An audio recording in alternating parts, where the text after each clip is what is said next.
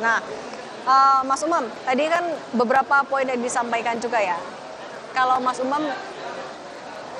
Umam melihatnya ini kalau kan tadi ini adalah PR untuk bersama, tapi kalau untuk pemerintahan selanjutnya Prabowo Gibran artinya apakah ini menjadi PR yang cukup berat? Ini adalah momen pembuktian juga bagi keduanya untuk Pak Prabowo maupun juga Mas Gibran untuk ya membuktikan kepada publik bahwa mereka bisa kok untuk membuktikan itu semua. Ya, tentu ini menjadi tugas yang cukup menentukan ya bagi pembuktian pemerintahan baru. Apakah kemudian sesuai dengan janji-janji kampanye yang disampaikan kepada rakyat kemarin, ada cukup banyak listnya, ataukah justru akan menghadapi tantangan tertentu. Tetapi yang kemudian menjadi terpenting adalah ketika setiap awal pemerintahan, salah satu yang dijanjikan adalah pertumbuhan ekonomi dan kesejahteraan masyarakat. Bahkan dulu di awal periode pemerintahannya, Pak Jokowi itu sempat menjanjikan misalnya akan tercipta pertumbuhan ekonomi sampai 7 bahkan 8% pada momentum 2019 waktu Target itu. optimistis sekali ya memang. Sangat optimistis, meskipun kemudian dalam rentang 10 tahun pemerintahan, praktis pertumbuhan ekonomi Indonesia hanya stagnan di angka 5%, 5,0, 5,1. Tetapi meskipun demikian, angka itu masih cukup patut diapresiasi karena bagaimanapun juga dibanding dengan negara-negara berkembang yang lain, tingkat pertumbuhannya tidak setinggi di Indonesia. Akan tetapi yang menjadi penting untuk menjadikan kontemplasi bersama, apakah angka 5% itu memberikan impact yang signifikan tidak terhadap kesejahteraan masyarakat. Kalau misal kemudian ternyata ekspansi dari kelas menengah bisa meningkat secara signifikan, tentu itu akan menjadi sebuah roda ekonomi yang jauh lebih efektif bagi pertumbuhan ekonomi Indonesia ke depan. Tetapi kalau misal beberapa hari lalu ya, redaksi Kompas sendiri menulis sejumlah pemberitaan termasuk headline yang menyoroti bagaimana di tengah pertumbuhan ekonomi yang tampaknya tinggi, tetapi justru kelas menengah mengalami penurunan. Dan juga ada sisi yang juga mengganggu zona nyaman kelompok kelas menengah ini. Nah, ini yang kemudian perlu diantisipasi bersama.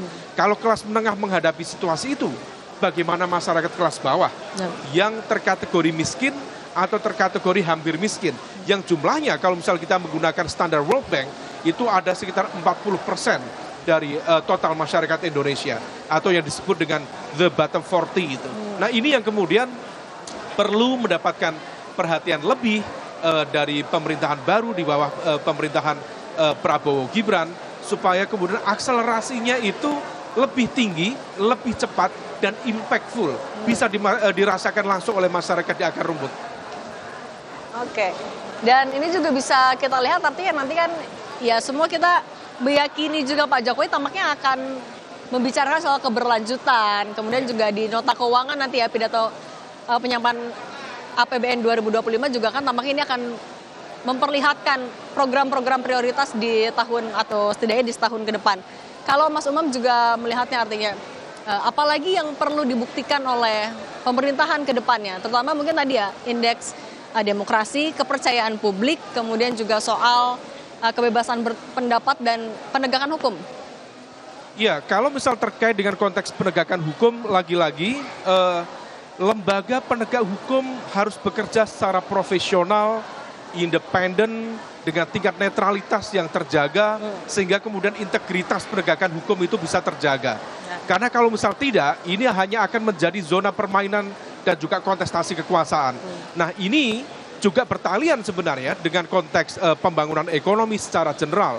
Karena kalau misal kemudian hukum menjadi panglima, maka kemudian lingkungan bisnis, investasi akan jauh lebih optimal, menciptakan lompatan akselerasi dalam konteks pembangunan ekonomi. Tetapi kalau misal tidak, lagi-lagi yang akan kita temukan adalah praktik-praktik korupsi, baik dalam skala kecil maupun dalam skala besar. Baik yang levelnya petty corruption maupun yang levelnya state captured corruption. Nah, ini yang kemudian tergambar ya, bagaimana ease doing business di Indonesia sudah diupayakan oleh pemerintahan Pak Jokowi, tetapi kemudian dalam konteks di lapangan seringkali juga masih ada anomali-anomali yang justru tidak sesuai dengan cita-cita besar dari pemerintahan. Lalu di saat yang sama kalau misal kita cermati terutama ya terkait dengan public trust dan juga terkait dengan pemerintahan yang efektif, yang bersih, maka prinsip good governance itu tadi harus dijalankan. Demokrasi adalah hanya alat, tetapi demokrasi itu harus bisa menciptakan tata kelola pemerintahan yang baik.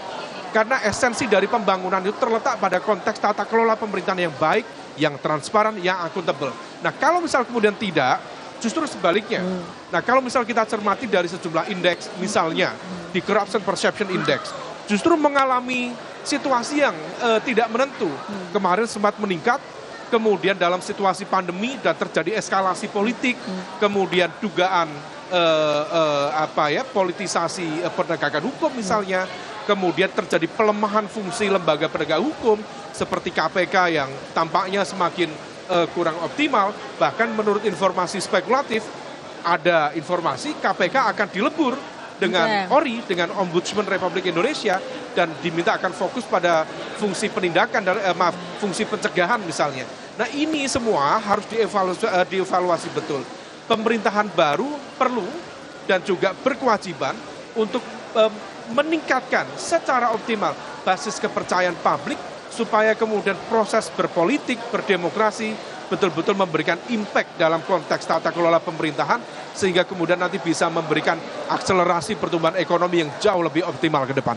Oke, berarti fokusnya memang adalah sejauh mana dampak yang bisa dirasakan oleh masyarakat luas. Tidak hanya, ya mungkin semua kebijakan ada plus minusnya. Mungkin ya memang niatnya baik, tapi kan apakah bisa diterima, bisa dirasakan dengan baik atau tidak oleh masyarakat, itu yang paling penting. Karena betul, apapun yang baik kalau tidak di kalangan masyarakat di bawahnya tidak bisa dirasakan dengan nyaman maupun juga tidak sesuai kan juga nggak tepat ya Mas?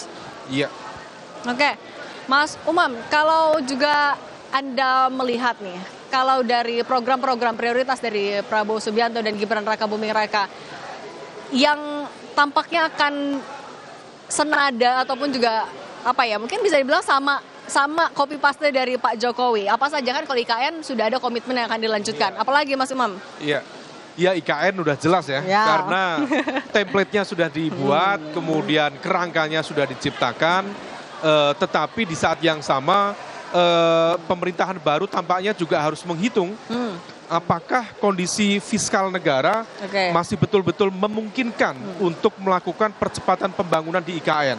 Ataukah pemerintahan baru harus bernegosiasi, berkompromi dengan realitas ruang fiskal negara yang barangkali masih perlu digunakan untuk prioritas kebijakan yang lain. Nah ini yang kemudian perlu diantisipasi.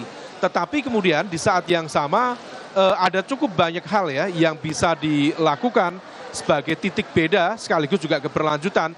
Kalaupun yang paling terlihat tentu salah satunya adalah janji makan siang gratis. Ya. Ini kenapa kemudian menjadi highlight tersendiri? Karena janji ini membutuhkan impact keuangan negara yang sangat besar. Tetapi menjadi tergaungkan karena memang bertalian langsung dengan masyarakat di akar rumput, dengan kehidupan sehari-hari masyarakat. Kalau misal memang ini dilakukan dan langsung dengan skala yang cukup luas misalnya, lagi-lagi apakah kemudian ruang fiskal negara, keuangan negara cukup memadai atau tidak untuk melakukan itu?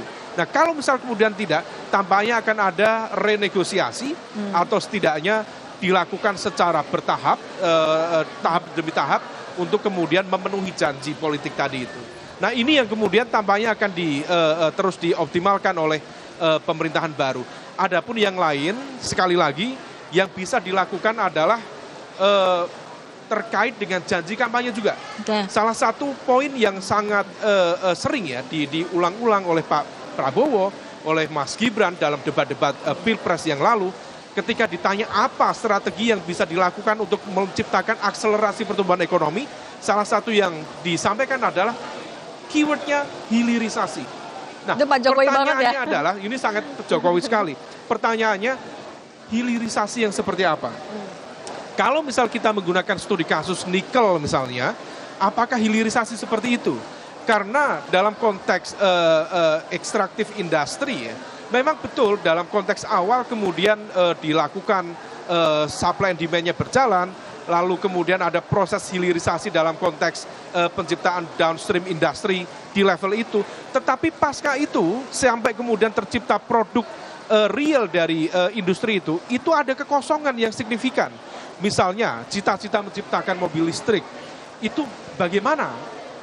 Nikelnya ada, kemudian downstream industrinya ada, tetapi pasca downstream industri, produknya itu, or nikelnya itu dijual semuanya. Salah satunya misalnya ke China, ke negara-negara yang lain.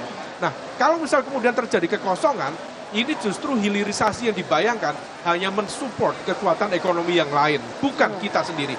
Nah, yang bisa dilakukan oleh pemerintahan baru di bawah kepemimpinan Prabowo Gibran, menciptakan ruang industri manufaktur yang betul-betul berdampak pada masyarakat di akar rumput. Kalau misal kemudian manufaktur itu bisa tercipta dalam bentuk UMKM ya, UMKM yang dalam skala kecil menengah, tetapi kemudian betul-betul bisa menciptakan ruang produksi yang lebih optimal, maka ini gelombangnya akan jauh lebih maksimal dalam pertumbuhan ekonomi. Sementara UMKM kita per hari ini itu sifatnya masih UMKM yang jadi seller saja, bukan produser. Yang dijual mana? Ya produk-produk dari luar negeri. Padahal kontribusi UMKM malah paling besar ya untuk PDB biasa. ya. Kontribusi UMKM itu bisa sampai sekitar 60% terhadap GDP Indonesia. Atau bahkan dalam konteks serapan tenaga kerjanya bisa mencapai sekitar 90%. Nah, kalau misal kemudian ini bisa diperkuat, UMKM diperkuat dengan permodalan dan kemudian kapasitas mereka untuk masuk dalam ruang manufaktur dengan tadi ya semangat hilirisasi, tentu ini akan menjadi sebuah potensi gelombang yang luar biasa. Tetapi kalau biasa-biasa saja, ya santai-santai saja, nah ini yang kemudian harus diingatkan. Kita harus saling menguatkan, mengingatkan supaya kemudian akselerasi itu betul-betul tercipta ke depan. Oke, lagi-lagi kebijakan-kebijakan yang dampaknya betul-betul terasa manfaatnya oleh seluruh masyarakat, terutama di akar rumput, itu yang tadi ditegaskan. Apapun program-program yang sudah dicanangkan, yang dijanjikan selama masa kampanye, bagaimana dampaknya dan realisasinya. Karena tadi ya IKN, itu kan juga budgetnya besar sekali. Kemudian juga program makan bergizi, 71 triliun untuk di tahun pertama. Apakah Mas Umam melihat ini akan, di tahun pertama Pak Prabowo dan Mas Gibran akan berat nggak nih jalannya? Iya, memang idealitas itu adalah sebuah hal yang dalam konteks tertentu harus diperjuangkan, tetapi juga harus dinegosiasikan kalau kita kemudian berhadapan dengan situasi yang tidak mudah, sehingga memaksa kita untuk bersikap realistis. Nah, oleh karena itu, tentu tim ekonomi dari pemerintahan baru nanti, tampaknya juga sudah mulai di set up ya, terbukti dengan masuknya Pak Tommy sebagai Wakil Menteri Keuangan, tentu akan bisa mengobservasi secara optimal apakah misalnya kapasitas keuangan negara atau ruang fiskal kita memungkinkan untuk bermanuver lebih lanjut untuk menjalankan janji-janji kampanye yang kemarin disampaikan. Pembangunan IKN satu hal, kemudian makan siang gratis hal yang lain. Tetapi dalam konteks ini, apakah kemudian kalau opsi menghadirkan resources yang lebih besar, kedua hal itu kemudian akan menciptakan trickle down effect dalam konteks kesejahteraan rakyat, dalam konteks pertumbuhan ekonomi negara atau tidak. Nah, ini harus dihitung betul. Kalau misal kemudian kita memaksakan diri pada hal-hal yang sebenarnya kurang produktif dalam konteks pembangunan ekonomi jangka panjang, justru potensi menciptakan situasi yang tidak optimal dan tidak produktif bagi pembangunan ekonomi negara ke depan. Dan ini